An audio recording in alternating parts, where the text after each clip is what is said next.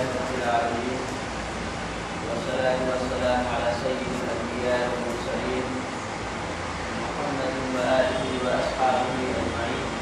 أما بعد فأعوذ بالله من الشيطان الرجيم بسم الله الرحمن الرحيم يا أيها الذين آمنوا لا تبطلوا صدقاتكم بالمن والأذى كالذي ينفق ماله رئاء الناس ولا يؤمن بالله واليوم الآخر فمثله كمثل صفوان عليه تراب فأصابه وابل فتركه صلدا لا يقدرون على شيء مما كسبوا والله لا يهدي القوم الكافرين. معزز سامعین کرام، میرے دینی و ایمانی بھائیوں اور دوستوں، جو آیت کریمہ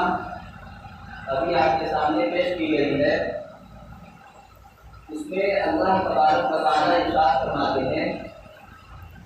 یا ایھا الذین آمنوا لا تبطلوا صدقاتکم بالمن والأذى، یعنی اے ایمان والو، جو صدقہ یا خیرات یا آپ کسی کی جیسے مدد کرتے ہیں تو اس کو احسان جتا کر اور کسی غریب یا لاچار وہ بے بس انسان کو تکلیف دے کر کے اپنے صدقات کو اور جو آپ مدد کرتے ہیں اس کو خراب نہ کرو.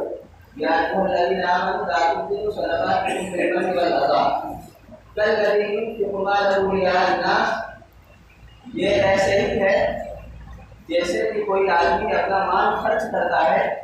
لوگوں کو دکھلانے کے لیے، یعنی اس کے اندر اخلاص نہیں ہوتا اور اس کے دل میں اللہ تبارک و تعالیٰ کی طرف سے ثواب کی امید نہیں ہوتی. رئاء الناس ولا یؤمنون باللہ والیوم الآخر، اور وہ لوگ اللہ تبارک و تعالیٰ پر ایمان نہیں رکھتے، ولا یؤمنون باللہ والیوم الآخر، اور آخرت کے دن پر یقین رکھتے ہیں. فمثلہ کمثل صفوان، اب اللہ تبارک و تعالیٰ نے اگر کوئی اس کی مثال دی، اس کو مثال سے سمجھایا ہے کہ اگر آپ کو یہ بات سمجھ میں نہیں آتی، جیسے کسی غریب یا بے بس لاچار لوگوں کا اگر آپ سپورٹ کرتے ہیں، اس کی مدد کرتے ہیں اور آپ اس کو تکلیف دیتے ہیں، یعنی کوئی ایسا الفاظ استعمال کرتے ہیں، اگر آپ کے دروازے پر کوئی غریب آیا تو آپ نے کوئی ایسا الفاظ استعمال کیا جو تکلیف دیتے، تو اگر آپ نے ایسے الفاظ استعمال کیے تو اللہ تبارک و تعالیٰ اس کی مثال دیتے ہیں کہ اگر آپ یہ حرکت کرتے ہیں تو اللہ تبارک و تعالیٰ کہتے ہیں کہ ایسے ہی ہے جیسے اگر کسی چٹان پر مٹی کی تہ جم جائے اور اس پر زور کا مینا برسے، یعنی بارش ہوتے تیز سے، تو وہ بارش مٹی کو بہا لے جائے اور وہ بالکل صاف شفاف بالکل پتھر رہ جائے. ایسے ہی ہے اگر ہم کسی غریب کو یا کسی مظلوم کو اگر سپورٹ کرتے ہیں، اگر ہم کوئی ایسی بات کہہ دیتے ہیں جو اس کے دل پر وہ بات لگ جائے یا اس کو تکلیف پہنچ جائے، تو ہمارا جو مقصد تھا اس کو ہم کبھی نہیں حاصل کر سکتے. تو آج ہم اس عنوان پر گفتگو کریں گے کہ ہم جو کوئی مدد کرتے ہیں تو اس میں یا ہم کوئی عبادت کرتے ہیں، اس میں ہمارا جو مد نظر ہوتا ہے اس میں اللہ تبارک و تعالیٰ کی خوشنودی ہوتی ہے یا لوگوں کو دکھلانا ہوتا ہے. اللہ تبارک و تعالیٰ، اللہ کے رسول صلی اللہ علیہ وسلم نے ارشاد فرمایا کہ قیامت کے دن سب سے پہلے 3 لوگوں کا حساب و کتاب کیا جائے گا. سب سے پہلے نمبر تو وہ شخص ہے جو اللہ کے راستے میں جہاد کیا اور وہ شہید ہو گیا، تو اللہ تبارک و تعالیٰ ارشاد فرمائیں گے کہ اس کو میرے سامنے پیش کیا جائے اور اس سے دریافت کریں گے کہ میں نے بہت ساری نعمتوں سے تم کو نوازا، تم نے ان نعمتوں کو کیسے استعمال کیا؟ اور وہ کہے گا کہ اللہ تعالیٰ تم نے مجھے صحت دی، تندرستی دی اور بہادری دی، جس کی بنیاد پر میں نے آپ کے راستے میں جہاد کیا. اللہ تبارک و تعالیٰ ارشاد فرمائیں گے نہیں تم نے میرے راستے میں جہاد نہیں کیا بلکہ تمہارا مقصد یہ تھا کہ لوگ مجھ کو مجاہد کہیں یا شہید کہیں تو تم کو دنیا میں کہا گیا یعنی مجاہد بھی کہا گیا اور شہید بھی کہا گیا اور تمہارا مقصد شہرت نمائش اور ریاکاری تھی اور اگر تمہارے دل میں یہ ہوتا کہ میں صرف اللہ کے راستے میں صرف اللہ تبارک و تعالیٰ کی خوشنودی کو حاصل کرنے کے لیے میں جہاد میں شریک ہوتا ہوں تب یہ بات بنتی اور میں تم سے راضی ہوتا. اور دوسرا شخص وہ ہے کوئی عالم ہے اس نے علم حاصل کیا یا کوئی قاری ہے جس نے قرآن شریف کے الفاظ یا اس کے مخارج جو ہیں اس کو اچھے طریقے سے پڑھ لیا اور اس نے لوگوں کو سکھلایا. جب کل قیامت کے دن اس عالم کو اللہ تبارک و تعالیٰ کے سامنے پیش کیا جائے گا تو اللہ تبارک و تعالیٰ اس سے پوچھیں گے کہ میں نے تمہیں ضمانت دی میں نے تمہیں علم دیا میں نے تمہیں پڑھنے پڑھانے کی صلاحیت سے نوازا کیا تم نے ان صلاحیتوں اور نعمتوں سے فائدہ اٹھایا؟ تو اس نے وہ کہے گا کہ جی اے اللہ آپ کی نعمتوں سے میں نے خوب فائدہ اٹھایا اور تمام لوگوں کو میں نے پڑھایا بھی. تو اللہ تبارک و تعالیٰ کہیں گے کہ نہیں تمہارا مقصد لوگوں کو تعلیم دینا نہیں تھا بلکہ تمہارا مقصد شہرت نمائش اور ریاکاری تھی. تم یہ چاہتے تھے کہ میں عالم بن جاؤں قاری بن جاؤں لوگ مجھے حضرت کہیں یا عالم کہیں یا قاری کہیں اس لیے تم نے تعلیم حاصل کی اور لوگوں کو تعلیم سکھلائی. تو اللہ تبارک و تعالیٰ کہیں گے اس کو بھی منہ کے بل گھسیٹتے ہوئے جہنم میں لے دیا جائے. اور یہ تو وہ ہے. اور تیسرا ایک شخص وہ ہے جس کو اللہ تبارک و تعالیٰ نے مال دولت سے نوازا اس کو بے انتہا دولت سے نوازا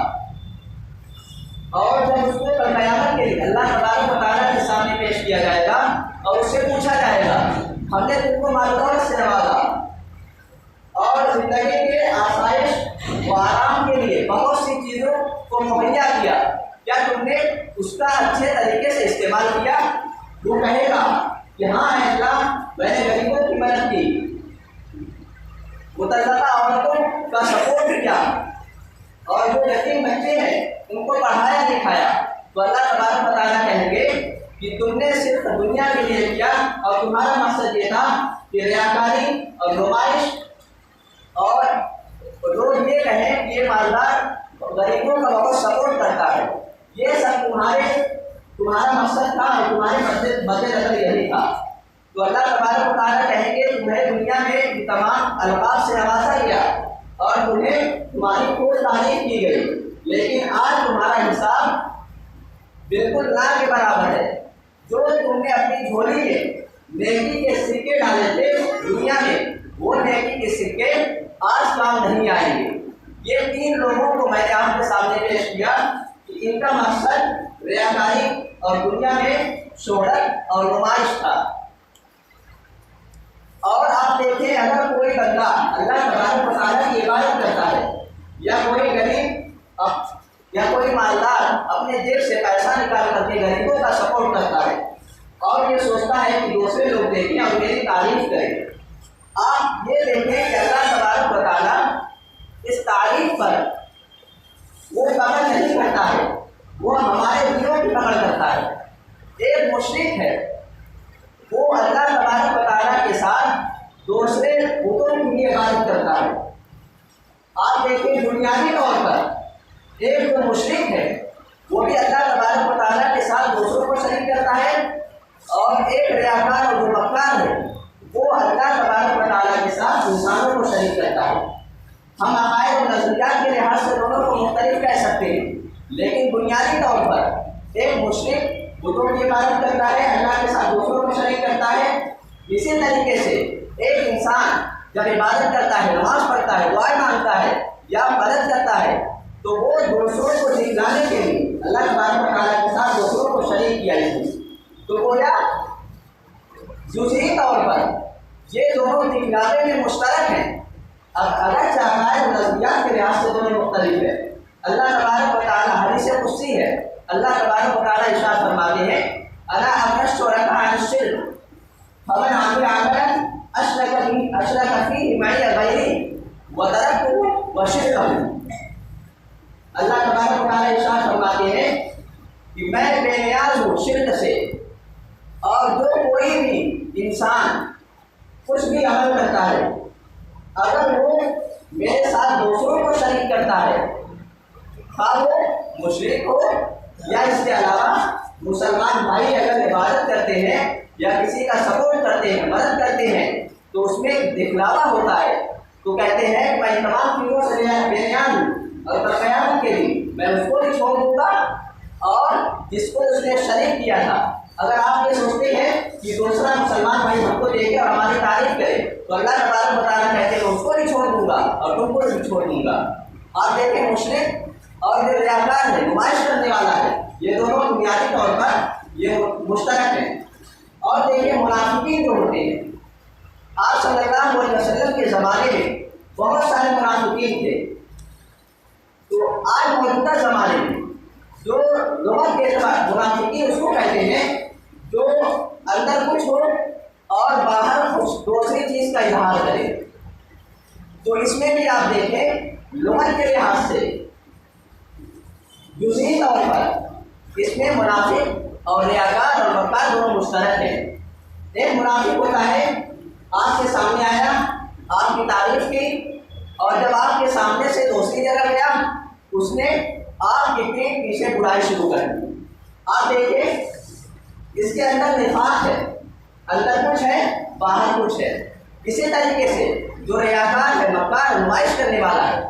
ये अल्लाह तबारक व तआला की दिखलावे की इबादत करता है, लेकिन दिल में क्या है कि लोग मेरी तारीफ करें और कहें कि ये बहुत इबादत गुजार है, और ये कहें कि बहुत जैसे गरीबों की मदद करने वाला है, और ये मस्जिदों पर बहुत ज़्यादा पैसा खर्च करने वाला है। तो आप देखिए सबसे पहले 3 मिसालें मैंने आपके सामने पेश की। एक शहीद की जो कहता है कि मैंने जहाद किया और अल्लाह तबारक व तआला के रास्ते में शहीद हुआ। दूसरा आलिम,